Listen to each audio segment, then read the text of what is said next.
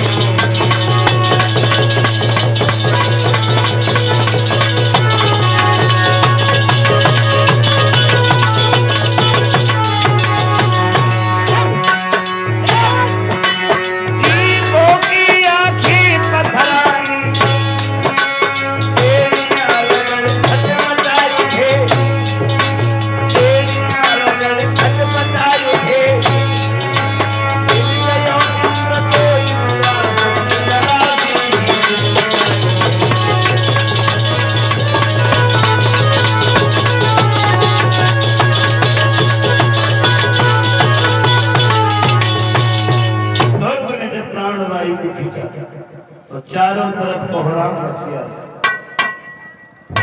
जीव जंतु पशु पक्षी सब व्याकुल हो गए।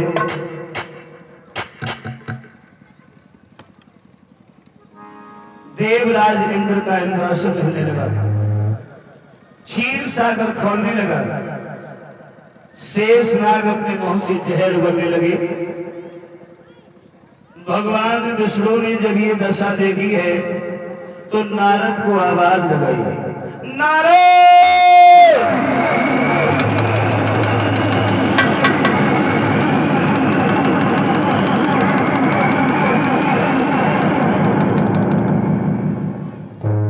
क्या हो रहा है ये दुनिया में? ये महाप्रलय नजर में कैसी आ रही है? नारद बोले, थोड़ी दिन गई सैया में धरे रहो। अब आटा दाले को भाव मालूम पड़ जाता, नहीं मालूम है तुम्हें? 5 वर्ष का बालक ध्रुव तुम्हारे नाम की तपस्या कर रहा है और तुम्हारे नाम की माला जपते जपते जिसे 6 महीने हो चुके। तुम इतने कठोर दिल के हो जो अभी तक ध्रुव को दर्शन देने के लिए नहीं गए, और अगर तुमने ध्रुव को दर्शन नहीं दिया तो भी कुछ नहीं हुआ है। इस पृथ्वी पर महाप्रलय आशा की है। भगवान ने जब ये सुना है तो गरुड़ को इशारा दिया। पल मात्र में भगवान गरुड़ पर सवार होकर के ध्रुव के सामने पहुंच गए। आवाज लगाई है, बेटा अपनी आंखें खोलो, हम तुम्हारे सामने खड़े हैं। ध्रुव ने आंखें नहीं खोली क्योंकि उस समय भगवान चतुर्भुजी रूप में नहीं थे। भगवान समझ गए ध्रुव चतुर्भुजी स्वरूप रूप में हृदय में बसाए हुए हैं। आज भगवान ने अपनी माया से उस प्रतिबिंब को जब ध्रुव के हृदय से खींचा है तो हाथ पिता के करके ध्रुव गिरने के लिए हुए, लेकिन भगवान ने अपने भक्त को अपनी बाहों में ले लिया। बोलिए भक्तवत्सल भगवान की। इस तरह से ध्रुव आज भगवान की गोद में हैं और भगवान के चेहरे की ओर टकटकी लगा करके देख रहे हैं। एक कवि कहता है, जो भक्त भगवान के नाम पर विश्वास रखते हैं, जो भक्त भगवान के नाम पर भरोसा करते हैं, भगवान अपने ऐसे भक्तों को कभी समाज की नजरों से गिरने नहीं देते हैं। आज ध्रुव भगवान के चेहरे की ओर देख रहे हैं। भगवान बोले, बेटा हम तुम्हारी इस भक्ति से बड़े मगन हैं, हमसे वरदान मांगो। ध्रुव बोले, वरदान में हमें कुछ नहीं चाहिए, आपके दर्शन हो गए, हमारी हर इच्छा पूर्ण हो गई। जब हमने समुद्र को पा लिया, नदियां तालाब हुए, हम क्या मांगे? मुझे कुछ नहीं चाहिए। लेकिन पिताजी तो बड़े कठोर दिल के हो, मेरी माँ को जो किलो की नमक की साथ मिलती है, तुम कभी उसे देखने के लिए भी नहीं जाते। भगवान बोले, है बेटा धन्य है तुम्हारी उस माँ को जिसने तुम्हारे जैसे बच्चे को जन्म दिया है। सच तो ये है मेरे लाल, अगर तुम्हारी माँ को जो की रोटी नमक के साथ में नहीं मिलती तो तुम हमारा भजन करने के लिए शिविर में नहीं आते। अगर तुम हमसे कुछ नहीं मांगते हो तो आज हम तुम्हें अपने पास से दे रहे हैं, और अपने पास से हम तुम्हें वो दे रहे हैं जो आज तक मैंने कभी किसी को नहीं दिया। वो स्थान हम तुम्हें आज नहीं देंगे। अभी तुम अयोध्या में जाओ और अयोध्या में जाकर के 36,000 वर्ष तक राज्य करो। अयोध्या में 36,000 वर्ष तक राज्य करोगे, उसके बाद में तुम्हें ये स्थान मिलेगा। कौन सा स्थान दिया था ध्रुव को भगवान ने? रात के समय आकाश मंडल में जब तारे चमकते हैं और उन तारों में जो सबसे ज्यादा तारा चमकता है, जिसे हम लोग ध्रुव तारा के नाम से बुलाते हैं, ध्रुव तारा के नाम से जानते हैं, लेकिन ये वही ध्रुव है जो आज भी अपनी जगह पर अटल है। वैज्ञानिक लोग इन्हें ग्रह बताते हैं, लेकिन वही ध्रुव है। भगवान ने कहा कि अभी नहीं, अयोध्या में 36,000 वर्ष तक राज्य करोगे, उसके बाद तुम्हें स्थान मिलेगा। इंद्र को इशारा दिया है, मेरे पुत्र ध्रुव को हाथी पर बिठाओ और अयोध्या तक छोड़ करके आओ। आज देवताओं का राजा इंद्र ध्रुव को हाथी पर बिठा करके और ध्रुव का पीलवान बन करके चला है।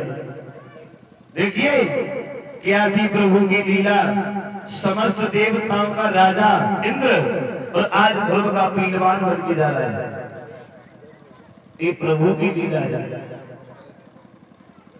प्रभु चाहे तो पल मात्र में राजा को भिखारी बना दे, और भगवान अगर चाहे तो भिखारी को पल भर में राजा बना दे। आज ध्रुव को बिठा करके वो देवताओं का राजा इंद्र उस ऐरावत हाथी पर अयोध्या के लिए चला है।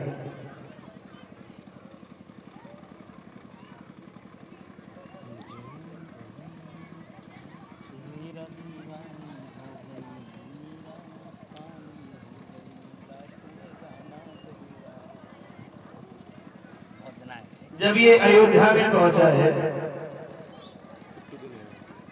अयोध्या के नर नारियों ने जब सुना कि ध्रुव भगवान के दर्शन करके वापस लौट रहे हैं, देखने वालों की बहुत लंबी भीड़ इकट्ठी हुई। उस हाथी के पीछे पीछे अयोध्या के नर नारी जब चले, ध्रुव ने पीछे मुड़ करके देखा है तो इंद्र से एक बात कही, भैया अपना ये हाथी नीचे बैठा लो। इंद्र बोले क्यों? ध्रुव बोले हमारे बुजुर्ग लोग पैदल चल रहे हैं, हम इस हाथी पर बैठ करके जाएंगे, हमें शोभा नहीं देता है। देखिए उस समय ध्रुव की अवस्था थी केवल 5.5 वर्ष की, और 5.5 वर्ष की आयु में कितना बड़ा भ्रष्टाचार था, कितना बड़ा भ्रष्टाचार का ज्ञान था कि हमारे बुजुर्ग लोग पैदल चल रहे हैं, हम हाथी पर बैठ करके जाइए, हमें शोभा नहीं देता। लेकिन सोचता हूँ दीन बंधु, आज ये भ्रष्टाचार भागता हुआ कहाँ के लिए जा रहा है? आजकल का तो कोई नौजवान लड़का अपनी तरफ से अपने किसी बुजुर्ग से राम राम भी नहीं करता। भ्रष्टाचार में इतना बदलाव आ गया। आजकल का कोई भी लड़का अपनी तरफ से अपने किसी बुजुर्ग से राम राम भी नहीं करता। और अगर कोई बड़े बूढ़े अपनी शर्म की सौदागर खाओ दिन उनसे राम राम कर ले तो फिर उन्हें शर्म आने लगते। फिर भी अपने पखना की ओर देख देख चल लगता है।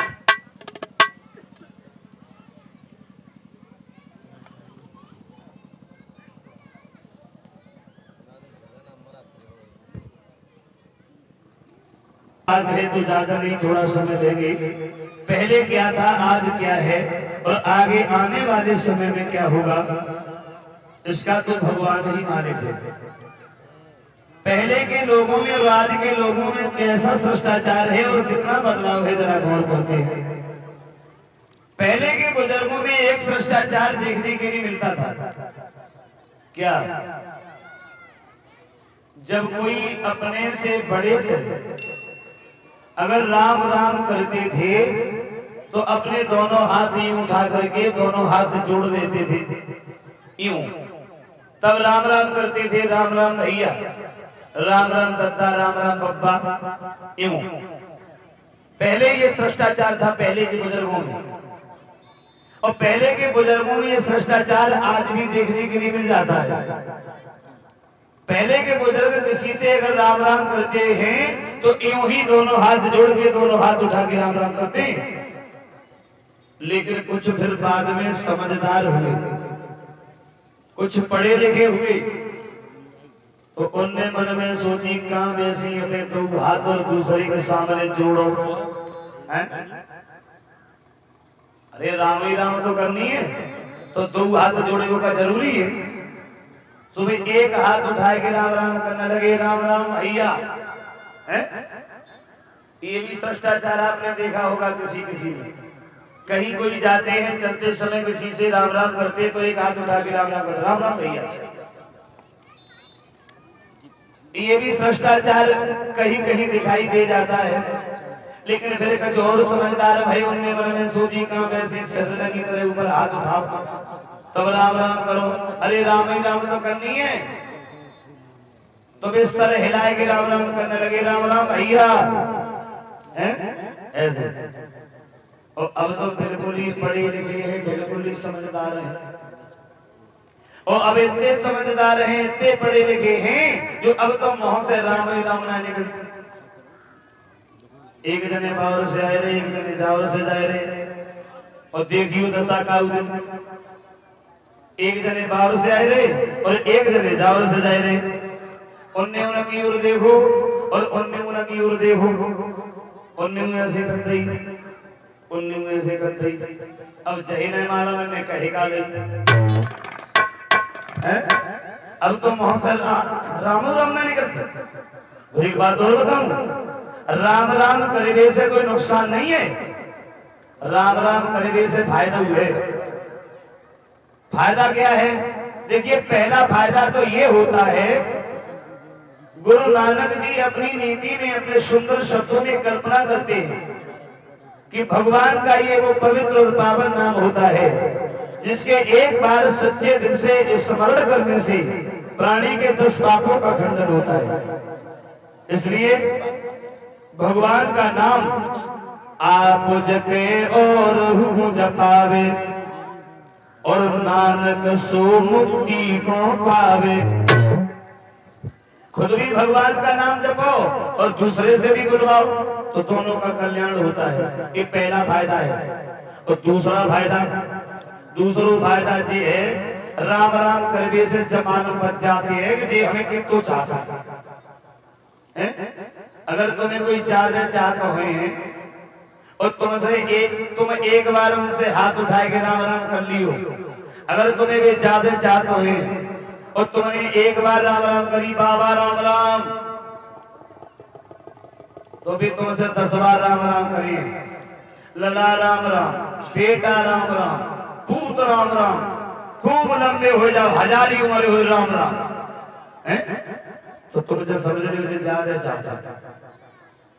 और अगर तुम्हें कम चाहते हो तुम उनसे कितने मन से राम राम करियो, कितने मन से राम राम करियो। अगर तुम्हें कम चाहते हो तो एक बार बड़ी मुश्किल से उनके मुंह से निकलेगी राम राम, तो तुम जो समझ लीजिए उसको मिठाता तो जो फायदा है। लेकिन अब तो आपने देखा होगा राधे श्याम सीताराम राम राम सब धरी। पहले जब कोई किसी के घर पे आते थे अतिथि, और जब आते थे तो बड़ा सम्मान स्वागत होता था।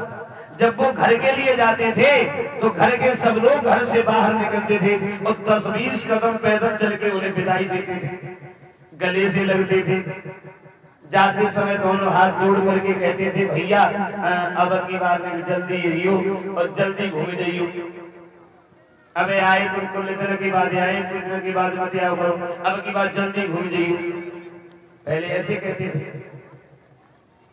दोनों हाथ जोड़ करके विदाई देते थे, एक दूसरे से गले मिलते थे। लेकिन आज के समय में देखा होगा घर पे कोई रिश्तेदार कोई अतिथि आ जाए और जब भी घर से जाए तो घर के दरवाजे पे खड़े हो जाता है, दरवाजे से नीचे भी पैर नहीं रखते, दरवाजे बिठाने में पे जैसे चले सोई मन से करने लगता है हाय बाय टाटा। अब बताओ कौन सा भ्रष्टाचार है। पहले तो ये कहते थे कि अब की बार आओ तो जल्दी आइयो फिर घूम जाइयो, और अब जगाते हैं हाय बाय टाटा, और जहां भी कुछ और कहता है कहा मालूम है अबे आए सो आए अब गिर कहो मत जाइए। कैसा भ्रष्टाचार है। और बात भ्रष्टाचार की बताऊं, पहले जब किसी के पैर छुए जाते थे तो अपना सर दूसरे के पैरों में रख देते थे, तब पैर छुए माने जाते थे। एक समझदार भाई पढ़े लिखे भाई उन्हें मन में सोचिए अपना सर दूसरे के पैर में रखो तब पैर छुए माने जाए। अरे पैर ही तो छूने हैं तो सर दूसरे के पैर में धरने का जरूरी है। सुबह हाथ से छुए के ऊपर हाथ माथे से लगाए हुए इस भ्रष्टाचार भी आपने देखा होगा। फिर कुछ और समझदार भाई अपने मन में सोची हाथ से पैर छुओ और बे हाथ माथे से लगाओ, अरे सम्मान ही तो करना है तो भी परियां छुए के छाती से लगाए उठे, घोंटू छुए के और सीधे छाती से लगाए उठे। अब जरा सोचो जिन पैर छुए माने जाते, ये पैर छुए थोड़ी माने जाते। हमारी समझ में तो जय आई या तो ये जकात है कि हमारी छाती में अगर दम रही तो कहूँ तुम्हारी परियां वही तो रहेंगे, या फिर जब सोचते हैं कि कहूँ तुम्हारी परियां टूटी तो वही हमारी छाती ठंडा है। और माफ करें गांव देहात फिर भी सुंदर है जो घोंटों तक पहुंचिए जाता है। गांव देहात में घोंटों तक पहुंच ही जाता है। बड़े बड़े शहरों में जाकर के देखो बड़ी बड़ी पार्टियों में परियन लोग पहुंचेंगे तो पहुंचेगा नहीं, दूसरे को पेट में छुए लेते हैं क्योंकि खाए खाए के इतने मोटे हो जाते हैं लचो ही नहीं जाते तो सीधो सीधो कौन चलाए लेते हैं। अब माफ करें कितना बदलाव आ गया है हमारे इस देश भारत में। एक गीत के माध्यम से आपको हम बताएं। देखो जमाना और कितना